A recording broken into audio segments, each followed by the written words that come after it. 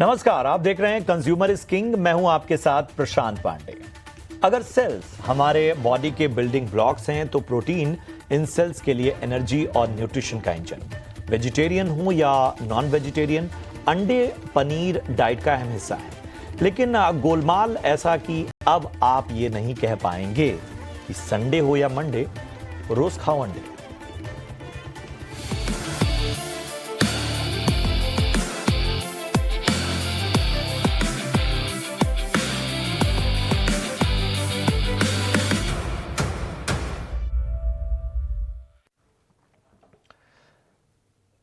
तो सवाल यह है कि आखिर ऐसा क्या हुआ जो हमें संडे हो या मंडे क्यों ना खाएं अंडे, ये सवाल पूछना पड़ रहा है।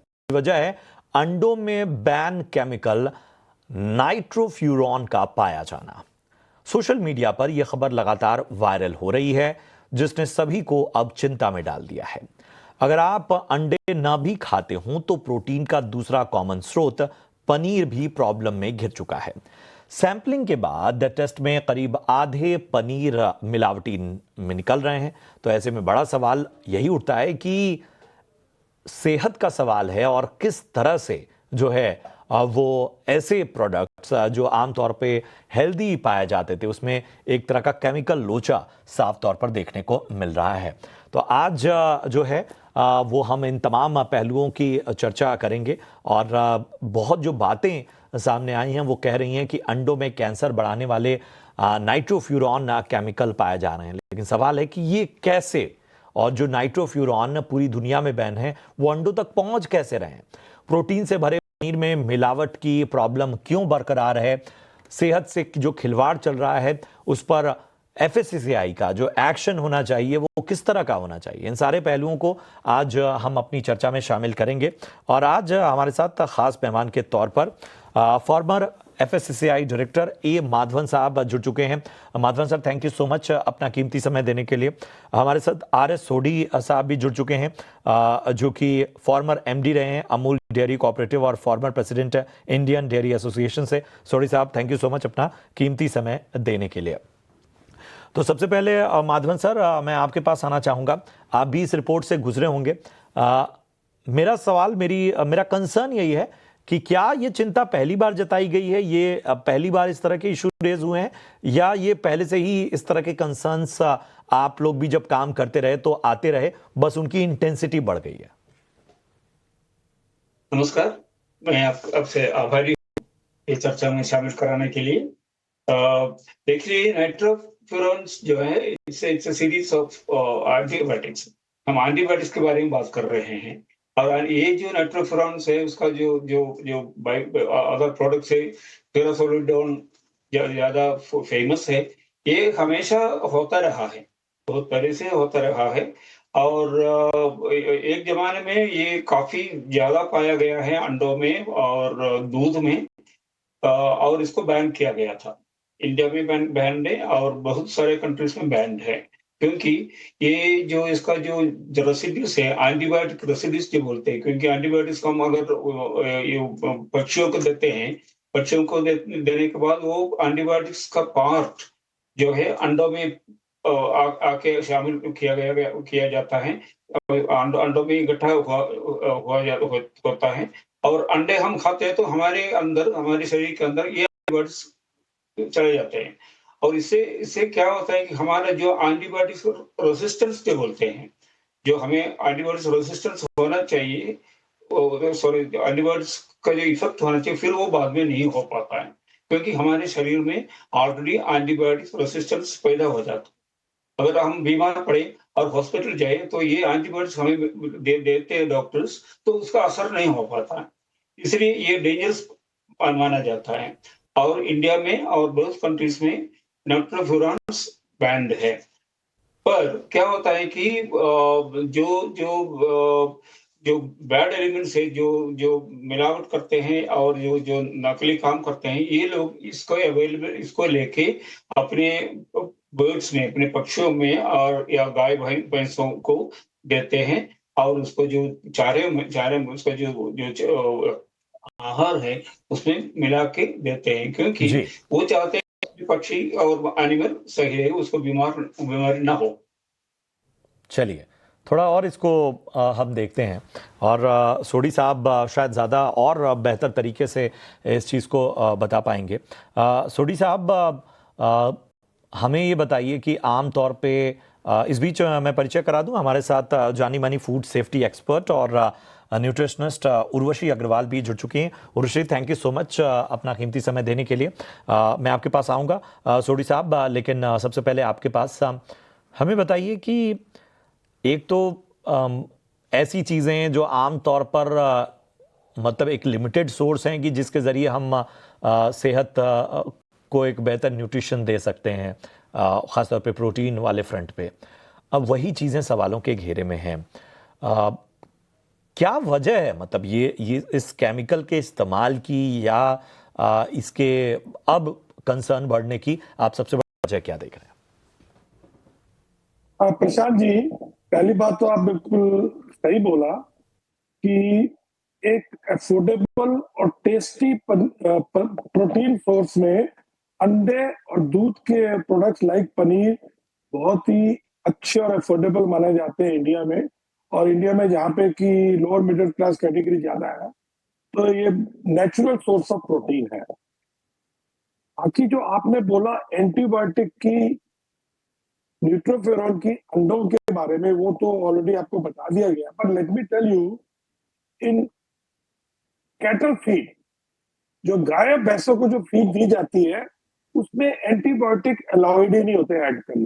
पोल्ट्री में अलाउड किए जाते हैं बिकॉज उसके जो बर्ड्स होते हैं वो काफी डिसीज को काफी ससेप्टेबल होते हैं, पर पोल्ट्री फीड में एंटीबायोटिक अलाउड ही नहीं है। तो जहां तक हमारी नॉलेज कहती है, पनीर में या बाकी डेयरी प्रोडक्ट में इस टाइप का एंटीबायोटिक बिल्कुल कभी पाया नहीं गया न्यूट्रोफेरॉन। और ऐसी ना ही कोई एफएसएसआई की या किसी और लेबोरेटरी की कोई रिपोर्ट है कि पनीर में या किसी और डेयरी प्रोडक्ट में ऐसे कोई न्यूट्रोफेरॉन जो हानिकारक है वो है।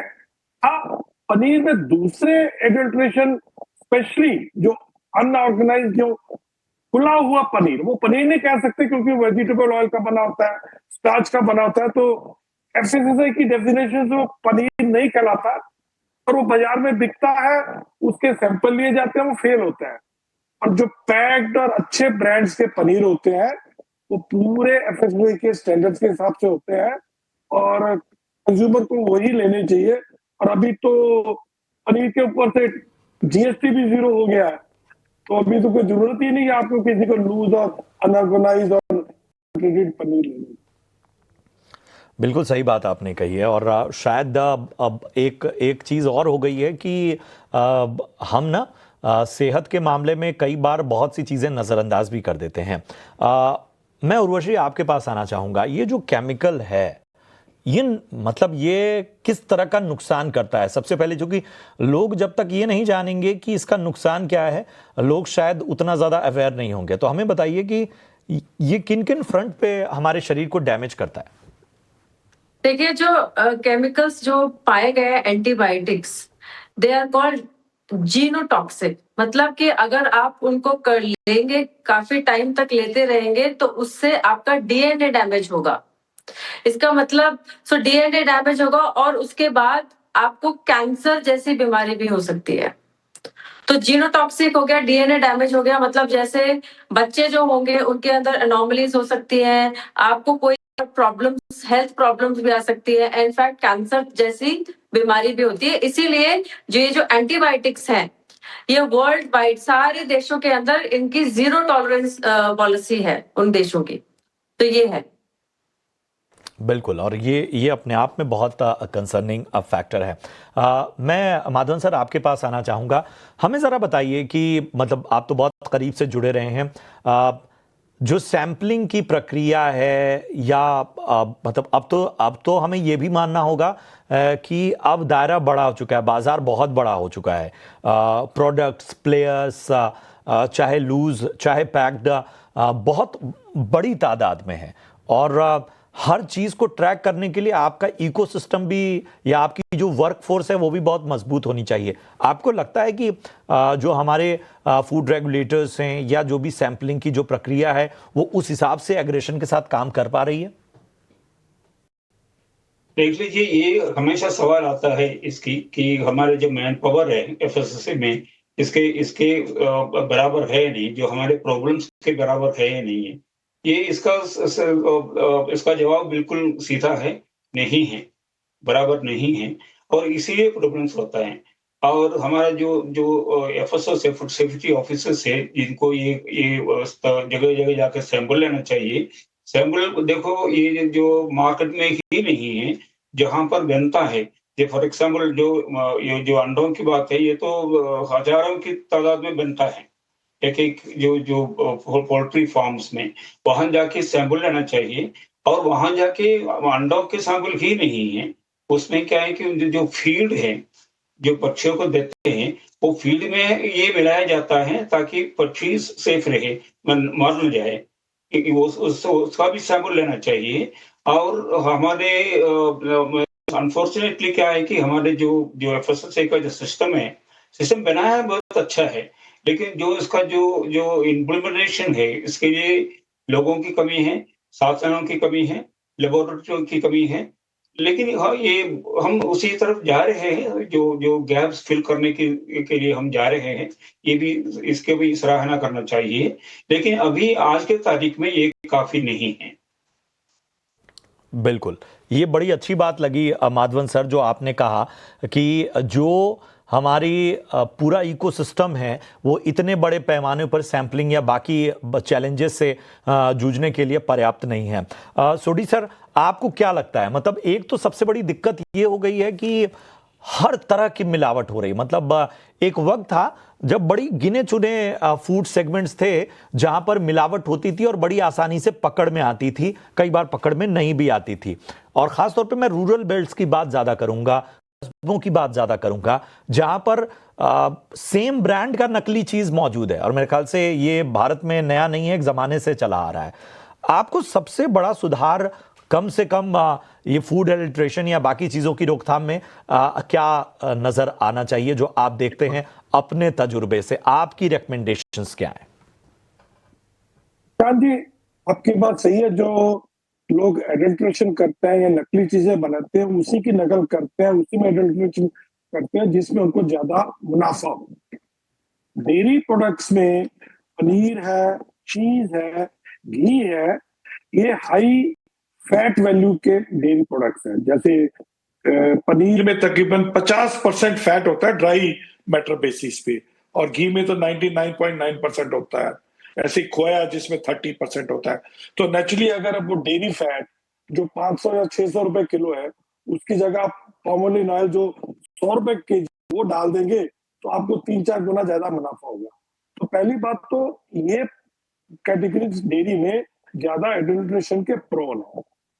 और मैं ये मानना चाहूंगा कि कस्टमर को और रेगुलेटर को ये इंसिस्ट करना चाहिए कि जौन सी कैटेगरी मिलावट को प्रोन है, उनको सिर्फ पैक्ड और ब्रांडेड फॉर्म में ही बेचने की परमिशन होनी चाहिए। जैसे एडिबल ऑयल है, एडिबल ऑयल खुला नहीं बिक सकता, जो कि 100-150 रुपए केजी है। पर जो पनीर 400-500 रुपए किलो है या घी है, वो खुला अलाउड है बेचना, अनब्रांडेड अनपैक्ड। तो क्यों अलाउ किया जाता है? आप देखेंगे पनीर के जितने भी सैंपल सेल होते हैं ना, वो लूज और अनब्रांडेड के होते हैं, क्योंकि वर्ड जो पनीर है वो सिर्फ उसी पे लिखा जा सकता है कि जो डेयरी का बना हो, जो दूध से बना हो, जो डेयरी फैट से बना हो। इवन डेयरी प्रोडक्ट्स में कोई भी एनालॉग प्रोडक्ट का एफएसएसए ने अलाउ नहीं किया। आप पनीर एनालॉग या चीज एनालॉग लिख के कोई प्रोडक्ट पैक करके नहीं बेच सकते। हालांकि कुछ लोग चीज में कर रहे हैं, मोज़रेला चीज वगैरह में, तो वो भी अलाउड नहीं है। तो मेरे ख्याल से रेगुलेटर्स को और एफएसएसए को डेयरी में घी, पनीर, चीज और खोआ ये लूज और अनपैक्ड और अनब्रांडेड बेचने अलाउड नहीं करना चाहिए, जैसे कि एडिबल ऑयल में। सही कही, और शायद उससे और आसानी होगी निगरानी करने में कि अगर ये चीज़ें खुले में नहीं बिक रही हैं और एक ऐसी व्यवस्था बनाई जाए जिसमें पैक्ड तरीके से ही इनकी सेलिंग हो सके। और जैसा बता भी रहे थे सोढी साहब कि सबसे बड़ा जो डिस्गाइज है पैक्ड और अनपैक्ड चीज़ें में कि आप अनपैक्ड चीज़ों को पनीर के पे बेच सकते हैं, लेकिन जो पैक्ड है जिसके साथ जिसे कई मानकों से गुजरना है, वहां पर आप किसी भी ब्रांड पे पनीर यूं ही नहीं लिख सकते जब तक वो डेयरी प्रोडक्ट से, दूध से ना बना हो। उर्वशी, मैं आपके पास आना चाहूंगा। हमें जरा दर्शकों के लिहाज से थोड़ा जागरूक कीजिए कि हम अगर कोई प्रोडक्ट ले रहे हैं या हम खासतौर पे प्रोटीन के जो सोर्सेज ले रहे हैं, मैं अंडों और के खासतौर पे पनीर की नहीं बात करूंगा, बाकी भी जो सोर्सेज हैं, हमें किन किन बातों का ध्यान रखना चाहिए, या आप जब एक बतौर न्यूट्रिशनिस्ट लोगों को सलाह देती हैं तो आप किन किन सोर्सेज और कौन कौन से एलिमेंट्स का ध्यान देने की बात करती हैं? देखिए, अगर हम कोई भी चीज खरीद रहे हैं, जैसे ज्यादातर अडल्ट्रेशन जो है पनीर, दूध और ये अपना घी वगैरह की हो रही है, तो सबसे पहले मैं ये बोलती हूँ, आपके चैनल के माध्यम से मैं सारे जो लोग देख रहे हैं प्रोग्राम को बताना चाहती हूँ कि आप घर पे रहकर एडल्ट्रेशन चेक कर सकते हैं। एफएसएसआई का एक फ्री बुक है जिसका नाम है डार्ट बुक, DART। वो 11 लैंग्वेजेस में है और वो फ्री है, वो आप कहीं से भी डाउनलोड कर सकते हैं और उससे आप घर बैठे काफी सारे फूड आइटम्स हैं, उनका एडल्ट्रेशन बड़े आराम से चेक कर सकते हैं। तो ये चीज मैं हमेशा प्रमोट करती हूँ। दूसरी बात, जब मैं कोई चीज खरीदती हूँ तो जैसा सोडी जी ने बोला कि ज्यादातर कोशिश ये रहती है कि ब्रांडेड चीजें लूं मैं। दूसरी बात मैं लेती हूँ, जब मैं प्रोडक्ट कोई भी खरीदूंगी तो चाहे वो ब्रांडेड है, उसका पैकेजिंग डेट, उसका एक्सपायरी डेट, किस कंडीशन में मुझे मिल रहा है, मैं सब चेक करती हूँ।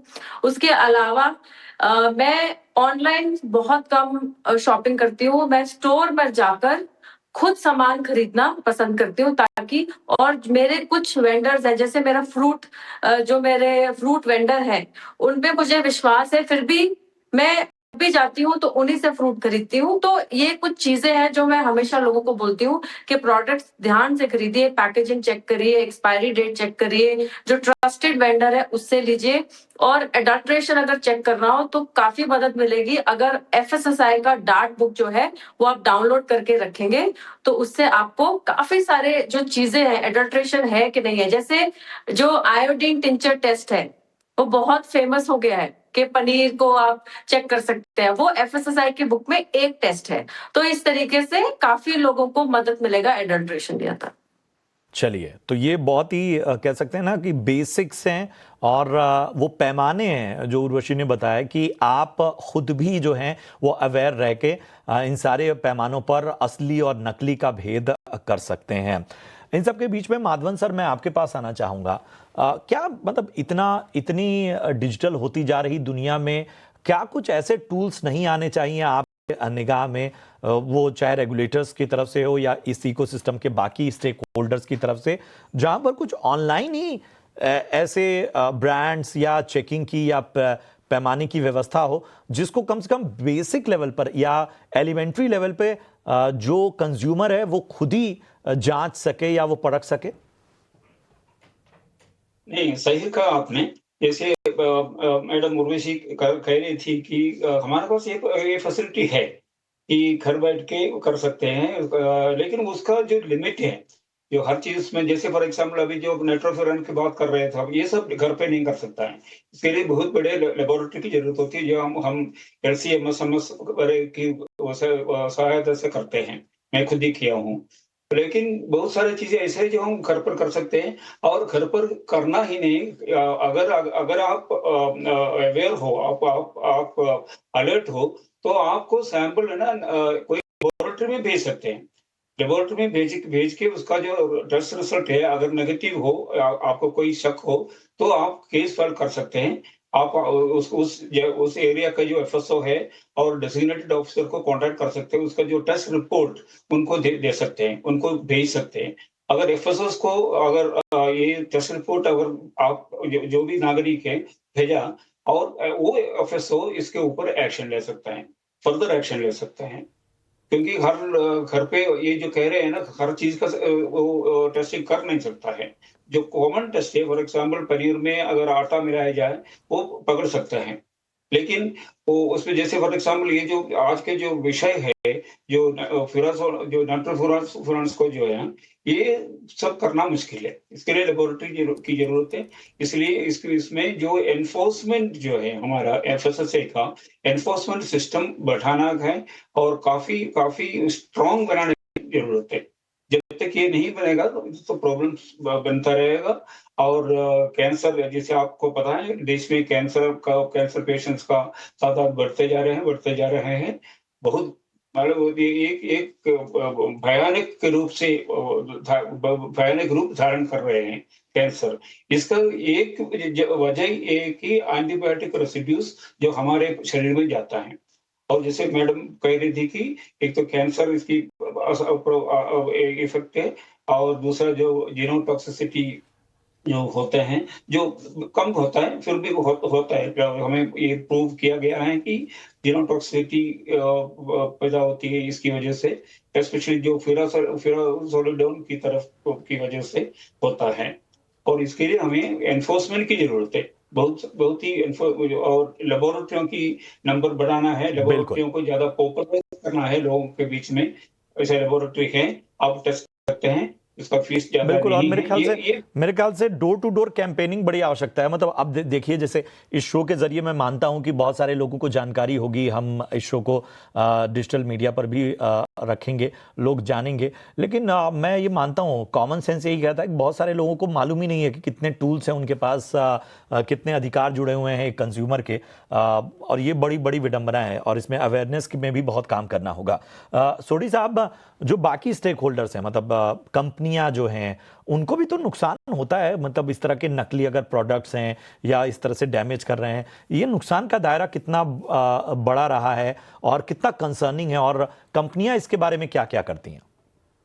प्रसाद जी बिल्कुल सही है, क्योंकि जब एडल्ट्रेटेड प्रोडक्ट मार्केट में बिकेगा, मान लीजिए घी है जो 600 रुपए किलो है, और वो पामोलिन ऑयल और उसमें वो कलर और वो फ्लेवर डाल के बेचेगा, वो 200-250 रुपए में बेचेगा, तो जो कंपनीज है उनको मार्जिन पे बहुत ज्यादा प्रेशर आ जाता है। तो मैं, जैसे उर्वशी ने बताया कि वो एक अच्छे दुकानदार से खरीदती है या ब्रांडेड प्रोडक्ट खरीदती है, मैं ये भी कहूंगा कि आप जब ऑनलाइन कोई बहुत ही सस्ता प्रोडक्ट मिल रहा हो, घी 600 रुपए किलो है, ठीक है, कोई कंपनी डिस्काउंट में 550 रुपए में दे देगी, 550 रुपए में दे देगी। अगर वही घी 350 रुपए किलो में बिक रहा है, तो आप समझिए वो तो एडल्ट्रेटेड ही है। सिमिलरली आप कोई भी ब्रांड खरीदे, अच्छा नोन ब्रांड होना चाहिए, रीजनल हो सकता है, कॉर्पोरेटिव हो सकता है, पर कई बार होता है कि अननोन हाइपर लोकल ब्रांड होता है, गली ब्रांड हो जाते हैं, और वो 300-350 रुपए किलो आधी कीमत पे बेचेंगे। तो नेचुरली अगर सोना आधी कीमत पे बिक रहा, तो सोना नहीं होगा, वो पीतल ही होगा। तो लालच में नहीं आके आप अच्छी दुकान से अच्छे ब्रांड का और सही प्राइस पे खरीदेंगे तो आपको अच्छा मिलेगा। और कंपनीज देखिए, अगर आज dairy industry branded 4 lakh crore की है सालाना, और अगर 5 से 10% भी लोगों को कम प्राइस पे माल बिकना पड़ता है क्योंकि वो एडल्ट्रेटेड माल जा रहा है, तो आप समझ सकते हैं कि कम से कम 40 से 50 हजार करोड़ का नुकसान हो जाता है कंपनीज को, सिर्फ ब्रांडेड प्रोडक्ट्स का कैटेगरी। तो ये बहुत बड़ा मसला है, और जो कि हाई वैल्यू डेयरी प्रोडक्ट्स में बहुत बड़ा मसला है, और हम जितने भी एनफोर्समेंट एजेंसी उनके ध्यान में लाते रहते हैं। प्रॉब्लम क्या आती है, मैंने जो देखा है, मैं आपको सच बोलता हूँ, जब सैंपलिंग की बात आती है ना, जो एनफोर्समेंट एजेंसीज है वो बड़े ब्रांड का सैंपल लेती है ज्यादा, जबकि उनको मालूम होता है कि लोकल में जो लूज में पनीर बिक रहा है, घी बिक रहा है, वो एडल्ट्रेटेड है, उसके सैंपल कम लिए जाते हैं, और जो बड़े ब्रांड के और ब्रांडेड प्रोडक्ट के ज्यादा सैंपल लिए जाते हैं। तो प्रॉब्लम तो वहां है, आपको मालूम है कि ये हो रहा है, पर लोकल लेवल पे वो एक्शन नहीं लेते। अहम बात आपने साफ तौर पर कही है, जिसका कहीं ना कहीं ध्यान रखना होगा। एक आखिरी सवाल के साथ उर्वशी मैं आपके पास आऊंगा।